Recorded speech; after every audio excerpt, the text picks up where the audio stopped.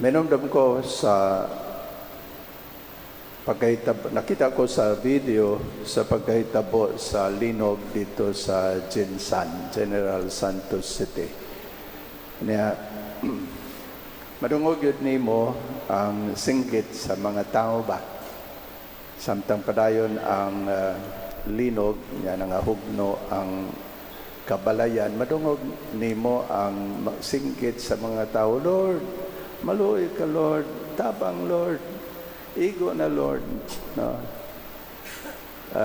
Makaluluoy, no? Makaluluoy nga paminawon, no? Niya atong higayon na pagkadaghan sigurong pag-ampo ang midangat dito sa langit. Kay matod pa, there are no atheists in foxholes. Sa ato pa, ang tao nga anaa sa kakuyaw, kalisod, nga grabe, mahinomdom gyud sa Dios. Labi na sa panahon sa earthquakes. Sa tanan nga mga kalimadad siguro, ang earthquake ang pinaka-grabe. Kung baha, makasibat man ta sa bungtod.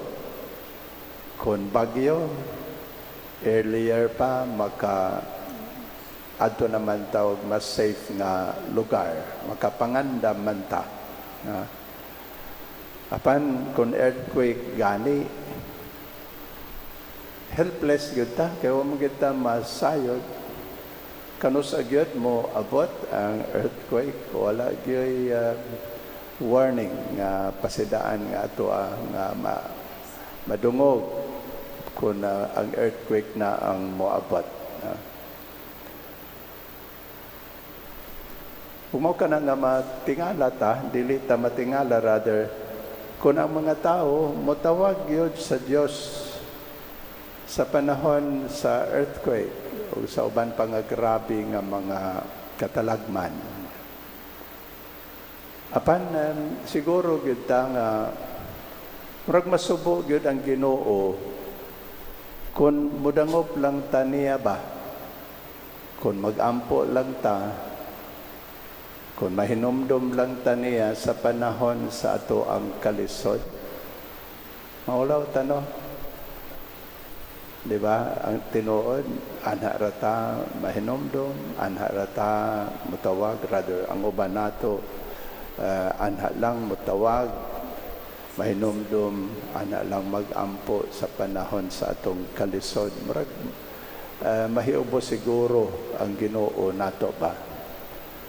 Kay ang pag-ampo, ang pagdangop sa Ginoo, buhaton na nato sa tanang panahon. Mahimong bahin na bagyod, no? Kinaiya na bagyod nato ang pagduol sa Ginoo sa tanan nga panahon.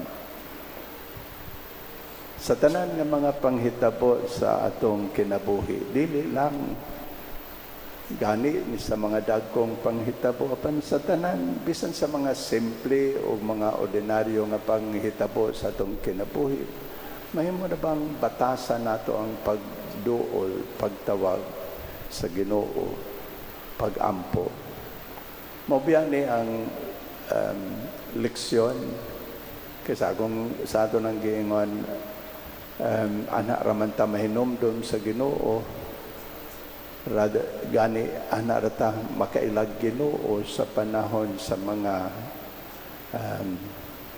kalisod, dagko nga mga kalisod, dagko nga mga panghitabo sa atong kinabuhi. Mao ni ang nakatunan ni Propeta Elias sa first reading karon. Si Propeta Elias nagtuo nga failure siya. Tungod kay wala man gyud siya nakabig sa iyang katawhan, sa iyang kagool, buot na lang niya nga mamatay. Tungod kay feeling niya nga gipasagdan lang siya sa Dios. Pangiingnan siya sa Ginoo sa first reading, sa pag-adto Elias adto sa taas sa bukid. Kaya ang Ginoo imong ikatagbo dito So siguro gyud si Elias nag-expect nga doon nagwi mga katingalahan nga manghitabo dito sa bukid ilhanan sa presensya sa Dios.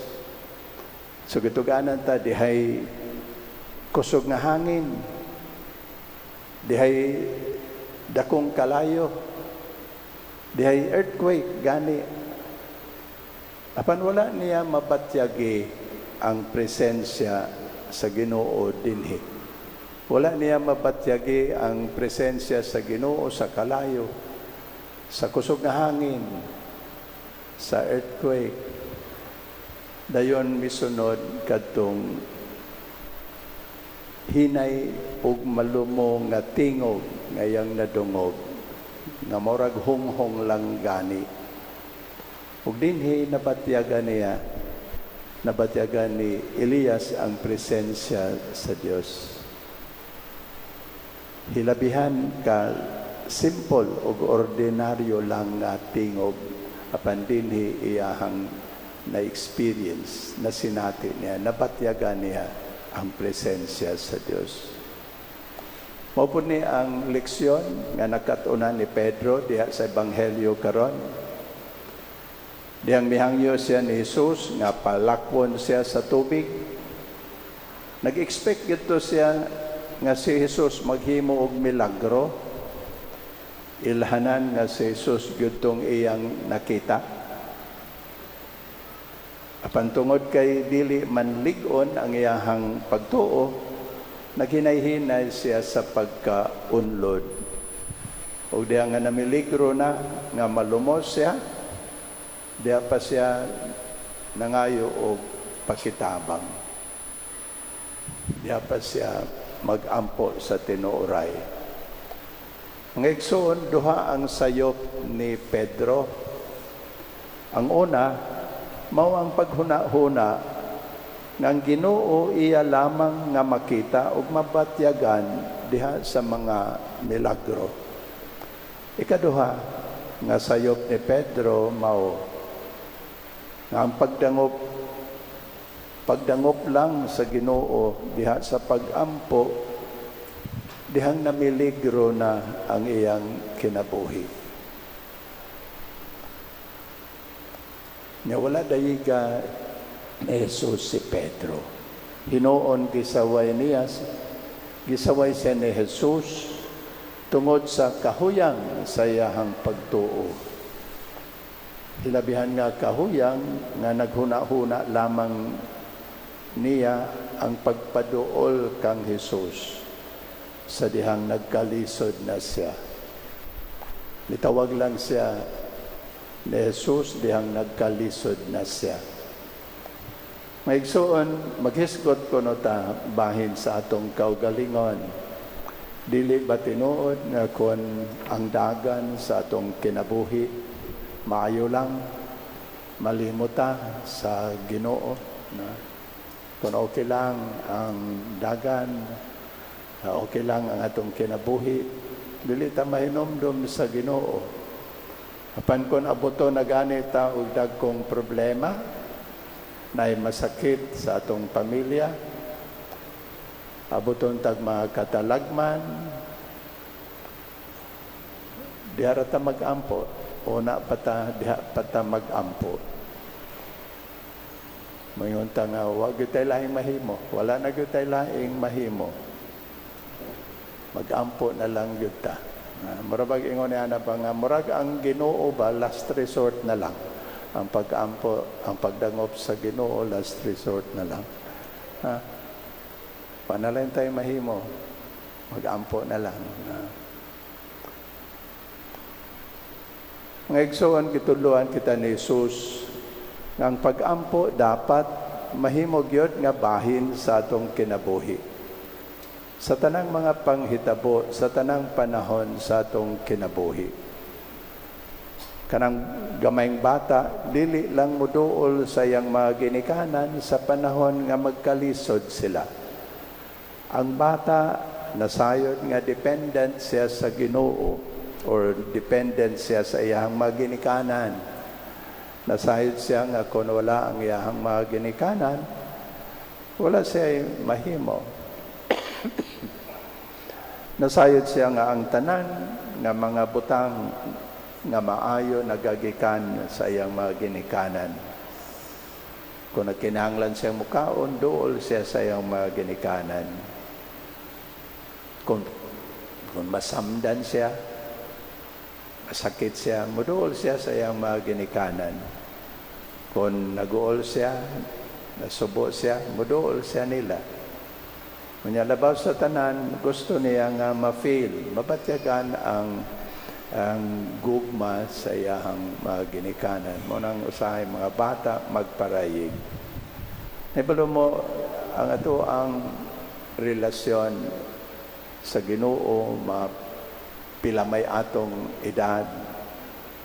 Parehog yun sa usa ka bata ba? Na gusto ang Dios nga mauna ba kanang gusto sa Dios nga mamarayig ta niya. Gusto sa Dios nga ilo nato siya nga siya atong amahan kita yang mga anak. Gusto na siyang parayigan nato. Naibalo na siya sa ato ang mga panginahanglan. Pan gusto ko na siya nga muduol pata na mangayo pata. Bisan nahibalo na siya sa atong mga kinahanglan. Tungod kay bisan ka mo mga ginikanan, nahibalo na mo sa kinahanglan sa inyohang mga anak. Pan gusto mangyud mo nga mamarayig ninyo ang inyong anak. Kay nagpasabot ka na nga love ka niya, mila ka nga dependent ka sa inyong mga ginikanan. Singon niya na ang gusto po sa Diyos. Muduol ta niya, mamarayig. Kanang pagduol niya, kanang pagduol nato niya, muna na yung pag-ampo. Kanang gusto niya, makikistorya ta niya, diha sa pag-ampo, mamarayig ta niya. Huwag mo ka na nga, sa tanang panahon, unta, muduol ta, mag-ampo ta. Ang pag-ampo sa ato ng gingon sa unahan, mahimo na bang bahing sa tanang panahon na agutay contact sa Ginoo ba, sa ato ang amahan. Doon agutay relasyon sa ato ang sa atong amahan. Dili lang sa panahon ra sa panginahanglan ta mo ilangan na atay amahan. Mo ilatangan nanginahanglan ta niya. Mao kana ang gusto sa Ginoo nga atong ipakita diha sa atong pagpuyo, sa atong kinabuhi, ipakita nato nga milata nga siya atong amahan.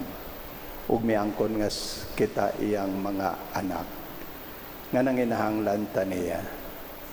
Bisan tuod, concern siya sa atong panginahanglan, gusto niya nga moduol ta, mangayo ta, moparayig ta. Amen. Nagatuo kami sa usa ka